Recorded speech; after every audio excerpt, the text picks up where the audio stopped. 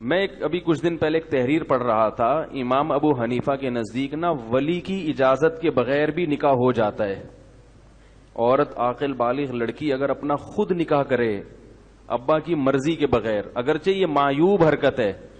मगर हो जाता है निकाह। जुमहूर फुकहा के यहां नहीं होता।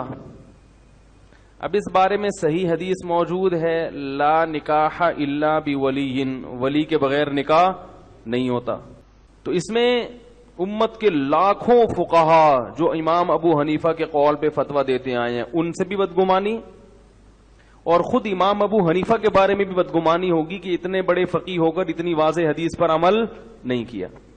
मुफ्ती चलेगी, मुफ्ती तारिक मसूद और लेकिन खबर ढेरी मजदारी की और बदग मजदार खबरों की जहर खो रही बस दक नासी से हुई कुर्सी नासी मेहराब होता कि मेंबर नाशना खबर है उकड़ा पुरु में हो रही वो जने वो तख्ती او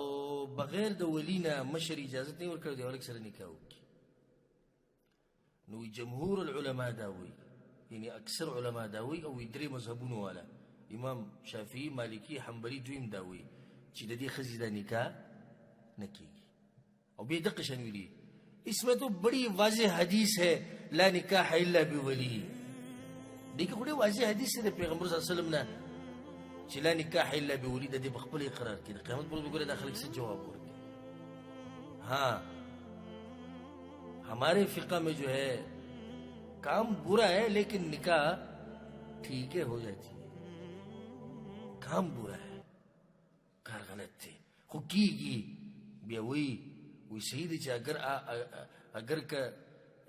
आगे तरफ तक दलाइल मजबूत थे वाज़ेह हदीस थे मगर हम लोग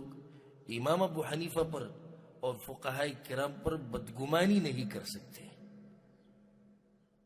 बदगुमानी नहीं शुकोले चलो दूसरा दलील दलील बदागू से रही मुझे कम दूरी खबर मानो खवाज़ेह हुई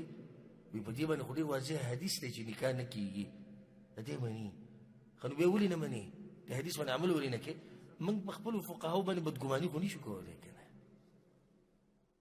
ده موليانتي ده مفتيانتي ده بمنبرون الناس ده بمحرابون كي ولا اللي وده ربي خبري دي